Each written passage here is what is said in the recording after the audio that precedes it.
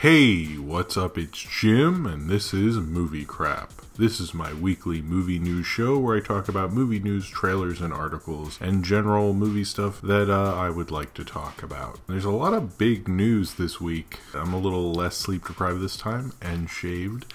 And let's get into it. Probably some of the biggest video game movie news I've probably heard in a very long time is that Nintendo and Illumination are talking about making a Super Mario Bros. Movie. Previously, Nintendo hasn't really been so into making their properties, particularly the Super Mario Bros., into movies because of, that previous Super Mario Bros. Movie. But Illumination and them have been talking, and it looks like they're negotiating, and Miyamoto is probably going to be involved, and they want to be creatively involved in this film. This sounds probably like a horrible idea to me, that Illumination gets to do the Super Mario Brothers stuff. And I think we all hoped, when there are all those rumors for years and years, that Disney would buy Nintendo at some point, which I don't think is going to happen.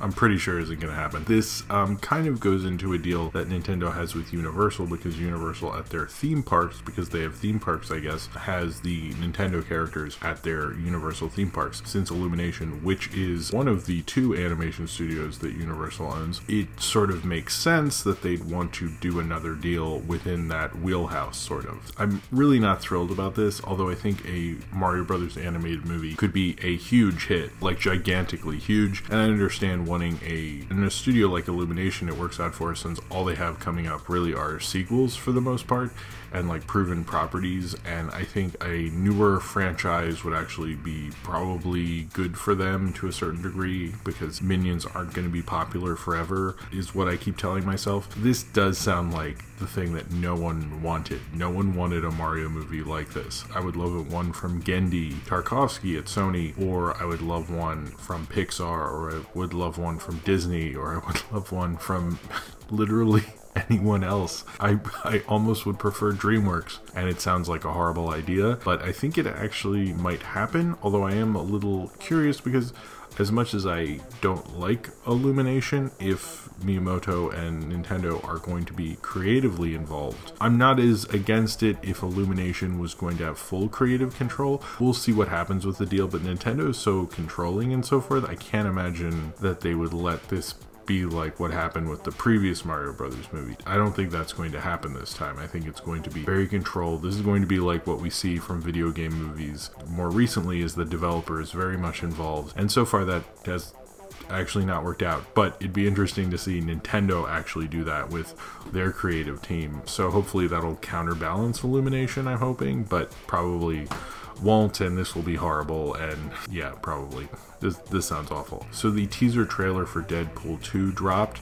It's actually kind of an interesting teaser trailer because it has Deadpool pretending to be Bob Ross, basically, and most of it is like a comedy short of him doing this Bob Ross-esque show, which I've learned that like a lot of people who are younger than me, who never grew up seeing Bob Ross on PBS after Sesame Street, really like Bob Ross, which I find bizarre, but whatever. And most of it is that, and then like a really small thing of a little teaser trailer. It's very much a teaser trailer, but the way they packaged it I actually think is sort of creative and funny. I mean, I didn't laugh, but I appreciate the effort, I guess, and I thought that was cool. Although I noticed there's no real shot of Cable except for in the painting, which is like, okay, I guess you're saving Cable for like a trailer or whatever you're doing next. I don't know if this is even playing before like Justice League or something, which you'd assume. It was kind of more like, oh cool, all those people are coming back, that's neat, but like, so Cable though, what's up with that? And probably some of the most promising Star Wars movie news I've probably ever heard, maybe. It was announced that Lucasfilm is going to let Rian Johnson make a whole new Star Wars trilogy that will take place in a different galaxy with completely different characters and will not be involved in the Skywalker saga. If you've ever seen like a Star Wars movie, you know that it talks about all these vast worlds and creatures, and like they'll refer to something and they'll be like, oh my god, what's that? And they like will never go back to it because it's not important to the narrative of the film they're showing you, but it kind of like gets you into the whole idea that there is all this stuff out there that you just kind of get glimpses of, and that they might have ideas and stories and things like that. And it gets a little boring when you're like, oh, so we're still talking about Darth Vader and stuff. And I think so far, with everything with like Rogue One and the Han Solo movie and whatever other prequel stupid things they're doing, it hasn't felt that exciting outside of the sequel trilogy, which I do think is exciting. It just felt like, okay, I mean, I sort of felt like I'm fine with it, like I'll see them, but I'm not as excited as I am with this. This sounds exciting to me. I want to see new things done with the Star Wars universe. Is probably like, if you're gonna buy the Star Wars franchise, like don't just make Han Solo and Boba Fett movies. You can do that, but do something different. And I guess the idea of Rogue One, and one of the things that myself and a lot of people like thought could have been cooler, it wasn't the greatest movie or anything, but it wasn't horrible either, was the idea that you're showing people that are not Luke Skywalker and Han Solo and so forth. You're seeing like them a different perspective to the Star Wars universe, and separate from that, you know, a different kind of idea to do with a Star Wars movie. The idea that they're making a whole different kind of trilogy is really exciting. Part of me wishes that Rian Johnson's next film was like an original thing, but I think this is sort of that also. It'll be interesting to see what it's going to be. It's also interesting that Lucasfilm has so much faith in Rian Johnson. They're basically letting him do more than like J.J. Abrams did. Like, he's having to create this whole thing, which will need to be successful and marketable, but I guess he also made the Porg, so this is exciting news. I don't think we'll see anything until like 2020 or something, but it's exciting news because every time you saw a creature in a Star Wars movie and go, I'd like to see a movie with that, and like what that whole different world is, and like what goes on outside of everything that we only see this sort of limited view of this grand, huge universe. Feels like we're actually going to get to see that, and that's some of the more exciting Star Wars news I've heard like ever. Like, I've always wanted to see what's going on with different things, and I think that sounds really cool. I don't know, I think this will be even cooler after we see Last Jedi, and think after you see Last Jedi, you'll be able to be like, oh, and this guy's going to get to make his own original characters and his own original movie in the Star Wars universe. So that's an exciting thing to think about. I don't know, I'm really into that, even though we don't know anything. So in addition, there's going to be a Star Wars TV show, which is going to be on Disney's new streaming service. There's a lot about that dropped this week. First off, that they're still doing that, and also that it's apparently going to be cheaper than Netflix, although they didn't actually tell us how much, so that's cool. But there's going to be a Star Wars show, which originally they were trying to do one called Star Wars Underworld, which was going to be like kind of about Coruscant and be more of like the underworld sort of stuff. And there was all sorts of ideas that never came to fruition, but it looks like Disney is going to do one on their streaming service, as well as a TV show about Monsters Inc., which I'm less enthused with. I'm assuming it would take place between Monsters University and Monsters Inc., but literally all we know is that it's a TV show of Monsters Inc. So, and then that there's developing a Marvel series, although it didn't say series is, it just says series, and that they're probably going to take all their stuff off of Netflix and maybe Hulu and all those other things. So it sounds like Disney's kind of putting an end to all of the Marvel stuff being at all these different streaming homes and bringing it all to Disney streaming. We'll see how legally they can do that, since Netflix sort of helped make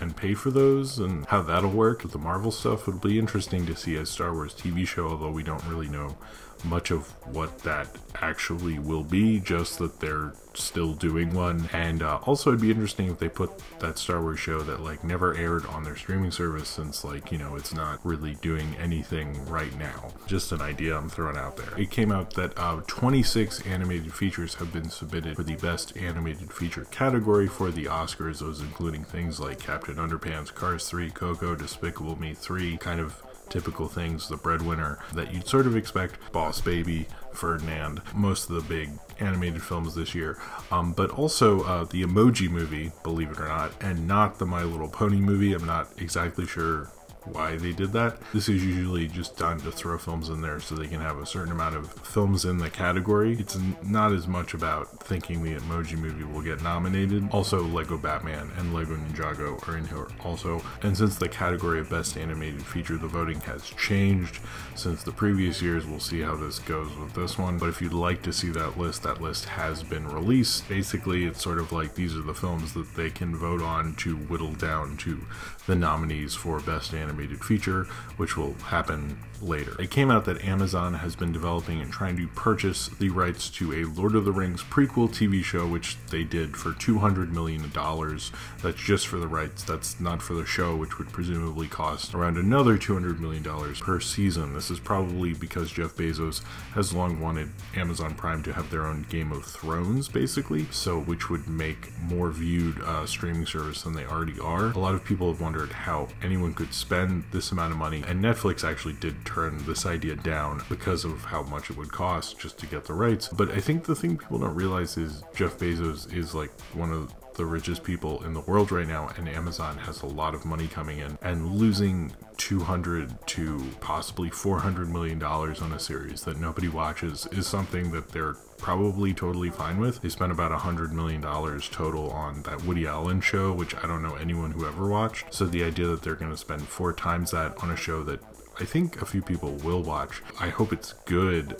No one's sure it's a prequel to Lord of the Rings show. I'm assuming it's not The Hobbit. I don't know. And it's supposed to be maybe the Silmarillion. It's sort of interesting also that the Tolkien estate, which sold the rights, has sort of been going through a lot of upheaval in terms of management. Tolkien's son, who used to run it, apparently stepped down over the summer, and so it's interesting that this seemed to be the deal that happened with the newer management, who I assume are like Tolkien's great-grandchildren or something, or grandchildren. The Tolkien estate was not the biggest fans of Peter Jackson's films, so we'll see. Apparently they're maybe going to be creatively involved, and people presume that this is going to be based on ideas from the Silmarillion. We don't really know what it's going to be at all. It's sort of interesting to do another Lord of the Rings prequel thing after The Hobbit didn't exactly work out, although those were profitable.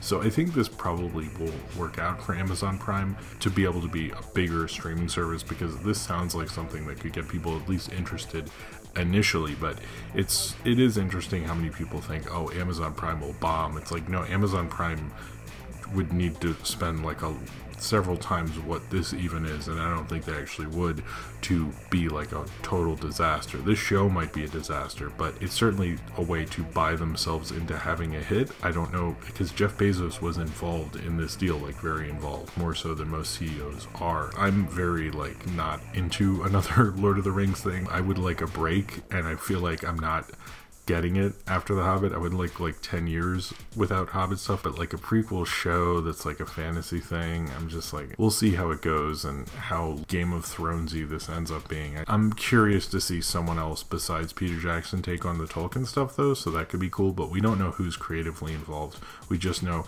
that somebody spent a lot of money on it and somebody else got to collect a big check. That's really all this is right now. Wonder Woman 2 has moved up pretty much like a month and a half, from December 13th, 2019 to November 1st, 2019.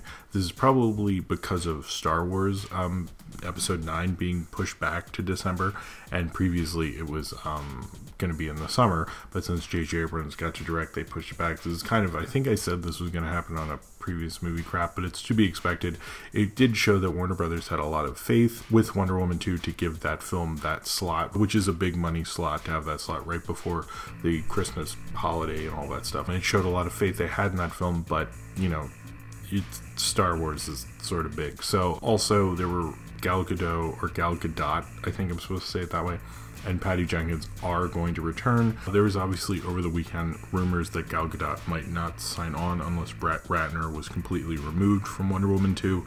She clarified basically what happened was everybody involved in the film, and not just her, just made that decision. She didn't want to take credit for it fully, because it sounds like Patty Jenkins and I'm assuming other people, she didn't really say who all was involved, that just it was kind of a mutual decision that he wouldn't be involved anymore. George Miller is going to be suing Warner Brothers for lost profits from Mad Max Fury Road, or specifically a bonus he was supposed to get for delivering the film under budget. He was supposed to get a $7 million bonus. He did not receive that, so he's suing them. First, you're probably like, who cares?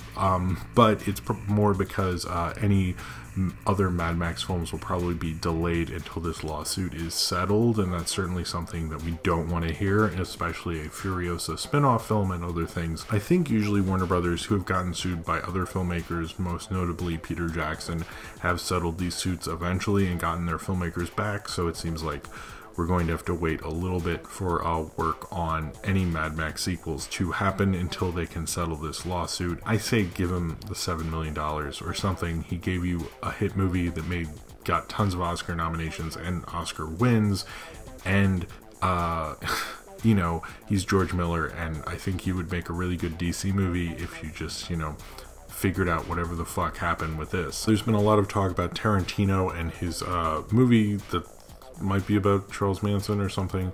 He said it's not Manson, it's 1969 recently, and okay, which kind of harkens back to what we'd heard, that Charles Manson wasn't as involved in this film as Adolf Hitler was in Inglourious Basterds. Also, supposedly he is very interested in Tom Cruise for a certain part. We're not sure. A few people have said maybe it's Charles Manson, and based on Charles Manson's height and Tom Cruise's height, maybe, I don't know, that would be a cool role for him, I think. Right now it seems like he's looking at people: Brad Pitt, DiCaprio, Tom Cruise, Samuel Jackson, and Margot Robbie as Sharon Tate. If they are all really being asked to do those roles or looked at, who knows. One of the more interesting things is the studio is competing to get Quentin Tarantino. I've noticed I haven't been able to refine the article I read this in. But supposedly most studios were like, here's a PowerPoint presentation, which is like, PowerPoint presentations are not as interesting, and don't say keynote's better because they're all bullshit. But Warner Brothers did this cool thing where he pulled up and they had all these cars from 1969. They made the studio look like it did in 1969, and they had the Warner Brothers logo covered up as the 1969 Warner Brothers logo. I never hear about classic Hollywood wooing. It's usually like, let's take this guy to their favorite restaurant, and you read that article and you're like, I just wasted a minute of my life. But this sounds like something that was cool. It's like, that's a cool story. Like, they put that much effort. It sounds like Warner Brothers is probably going to get it. David Heyman, I believe, he apparently is going to be a producer on it with Tarantino. He produced things like Gravity with Alfonso Cuarón and the Harry Potter movies. And by the way, he usually works at Warner Brothers. So I think it's going to be Warner Brothers. It seems like Warner Brothers put the most effort into it.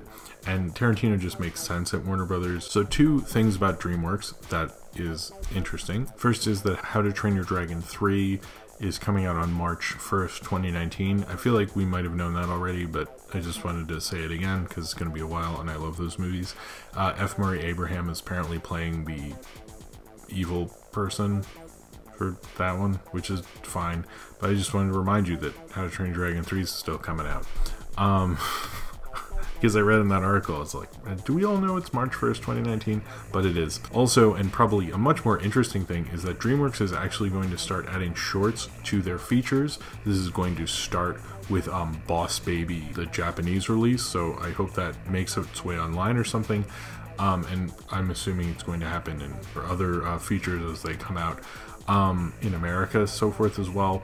Apparently the only other time they did this was Over the Hedge, and only that one time, but I think it'd be a good way to sort of develop directors and things like that. It would make DreamWorks a little more interesting, and also getting to see an animated short on the big screen is always a treat, and the fact that another studio is doing it. A real trailer, because it wasn't a real trailer, for Gotham by Gaslight, the DC animated direct-to-DVD, direct-to-online or whatever Batman movie came out this week, as well as the dates for when it's going to get released were announced. It's going to be on digital download on January 23rd, which usually means that's when you can buy it and then download it, and that's really expensive. So if you just want to rent it, which is usually what I do, or buy it on DVD, which will be the same date, it'll be February 6th. So just wait for February 6th. Unless you just want to buy it digitally, then you should do the other one. But unfortunately, that's how they do it. It's kind of annoying. I don't know why it's not renting first, but whatever. In other news about the Golden Globes, because I guess I'm supposed to care about that, Get Out was apparently submitted to the Golden Globes under the category of Best Musical or Comedy. The Golden Globes kind of suck in terms of their dumb categories, but I assume it was done in this because drama is probably going to be a little tight of a race, and so in Best Musical or Comedy they could actually win Best Picture and have a better shot at it, and I'm assuming that's why they did it.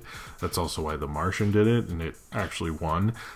So that's usually why they do these things, but Jordan Peele didn't seem to be very down for that, saying, and most of the cast were like, you know, racism isn't a comedy, guys. I just think because they're limited categories, but they're musical comedy category, they should really just like rename that because it's not a good look having Get Out Best Musical or Comedy. But I really think like it'll probably win in that category, and I think it would just be nominated in drama. That's probably why it was done, although it was done without asking Jordan Peele or anyone creatively involved in that film, which I think maybe didn't turn out so well and will probably end up being sort of a controversy if this gets nominated a lot in that category. So this might be brewing, maybe not in the greatest way, but when those nominations come out, which I think will probably be in December, around there, you've been warned that this controversy is coming. 2 bits of Steven Soderbergh news, because I like to talk about him. His next film, Unsane, which is going to star Claire Foy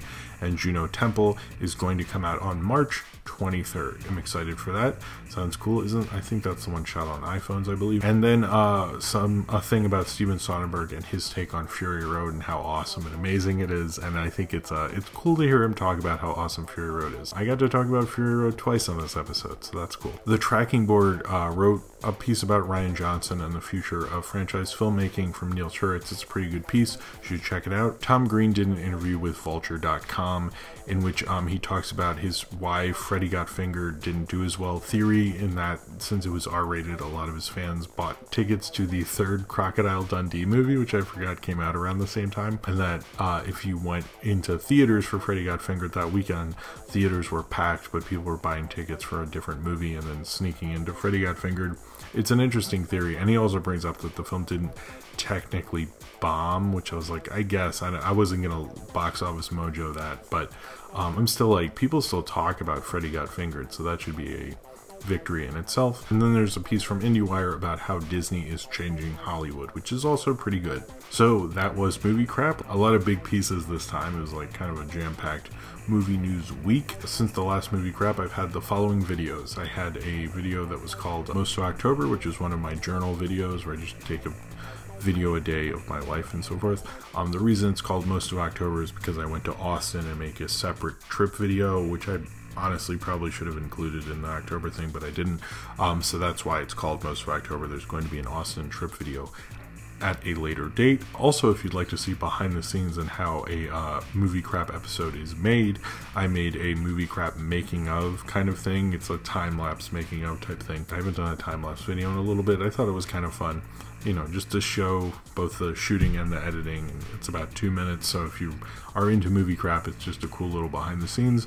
Then I did a review of one of my favorite Mystery Science Theater episodes, Attack of the Eye Creatures, or Attack of the Eye Creatures, and I did a review of the Hey Arnold movie.